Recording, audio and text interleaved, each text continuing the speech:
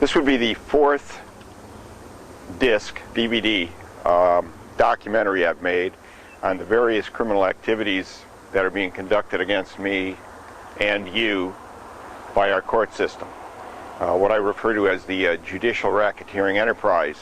And more recently I've tested this court, went out and got a ticket for no insurance, no registration. Brought it in the court because you got to come to court on point. You can't just come in and argue any old thing.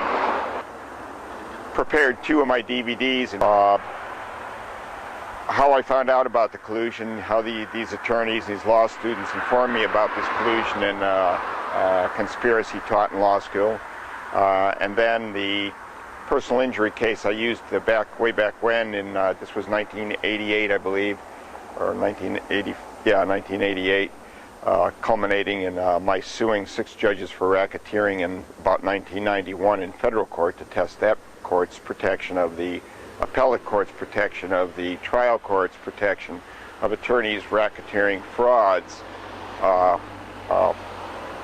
promoted by this protection of the courts against the public, their property, and their insurance companies.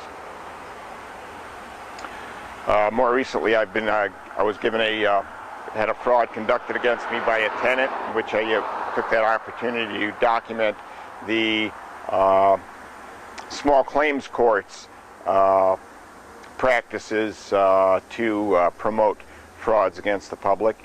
And now with this no registration, no insurance ticket, had an opportunity to test the traffic court. Now the traffic court, the small claims, and the superior court are all one court. They are all the superior court. Their head office is the presiding department downtown. Anyways, a little more than a week before the trial date, I realized I wasn't going to be able to get my third DVD done, so I went to court, and this court right here, and requested an extension of time, and you know, they called my name, and you know, I've been before these courts so many times. I've done demonstrations every time I get a chance to get a ticket and go to court, and or when I do jury duty, I always go down and make as many judges aware as possible that there is at least one citizen out there that understands this treason and tyranny being conducted in our courts by officers of our court, by basically the judiciary branch of our government. And of course, it's been no avail. They basically laugh in my face, and it's, you know, it's almost entertainment to them. You know, it's like this last time I show up, and the judge goes, "Mr. Brailer, I haven't seen you in a long time." And I says, "Yeah, you know, lack of police officers all here in San Diego, you know, it's getting really hard to get an appointment," which it is. Yeah, I used to do this very regularly.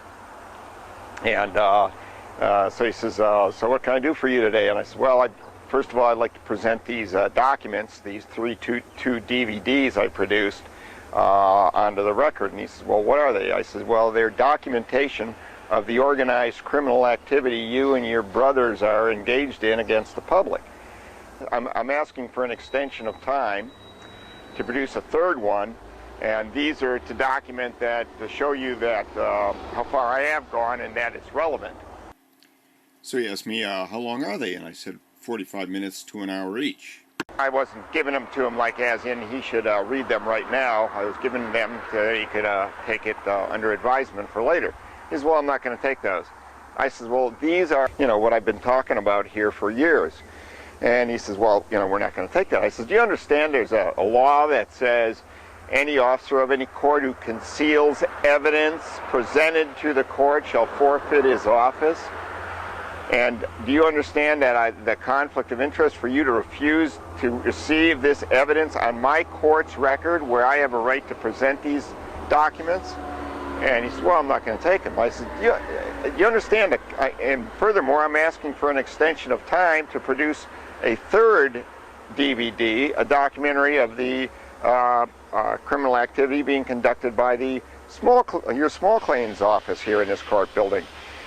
And he says, well, I'm not going to grant you an extension of time. I said, do you understand the conflict of interest for you to refuse to provide me, allow me additional time to present additional evidence about your criminal activity? He says, well, I'm not gonna grant it. Finally, he just goes, Mr. Brailer, are you going to walk out of here, or are you going to be carried out, or assisted out? And I said, no, I'll leave. And so I start to walk out the front door, and he says, Mr. Brailer, he says, you have to go through those doors right there and sign papers first. I said, I don't sign papers. He says, you will sign papers. I said, no, I won't. I said, as a matter of fact, another judge has already ruled that nobody has to sign these papers. That occurred some years back, and that was actually a finding by a judge. I've always refused to sign papers. And so I go back there, and he actually sends 2 bailiffs back there with me, 3 bailiffs back there with me, and one of them, I says, which one, who's going to sign this? And the one bailiff says, I am.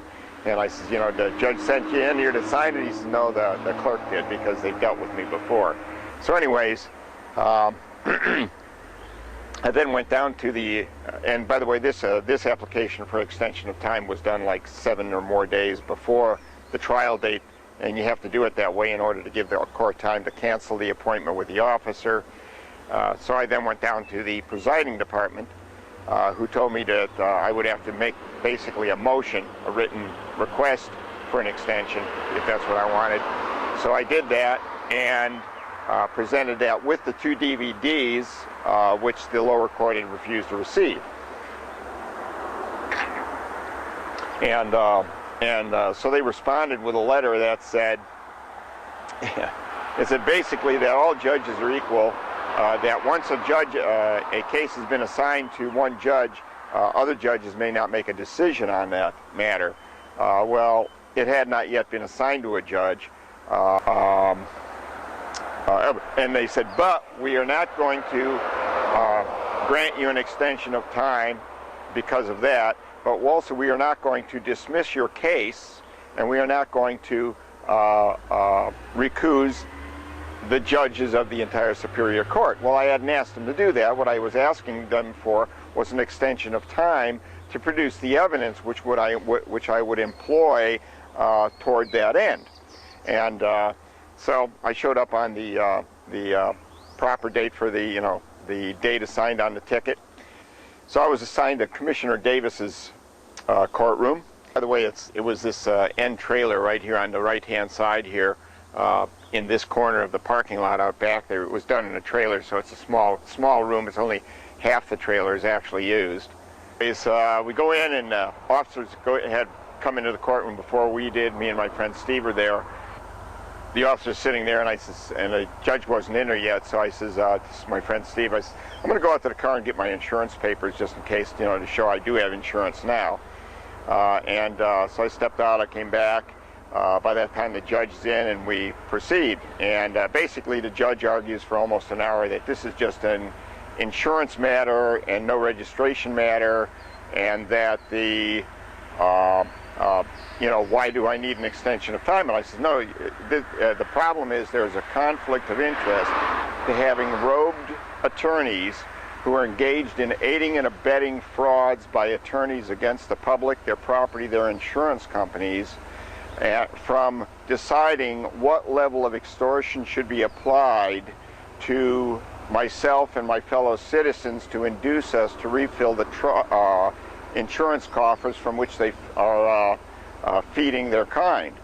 And she finally agreed to allow me to submit whatever evidence I had. She agreed that she would make and it was agreed between us and her that she would make a decision, first of all, as to whether or not to recuse the entire Superior Court on the basis of this racketeering I allege they are conducting, and that if she did not then recuse the entire Superior Court, I would be required to represent myself in the matter of having no insurance.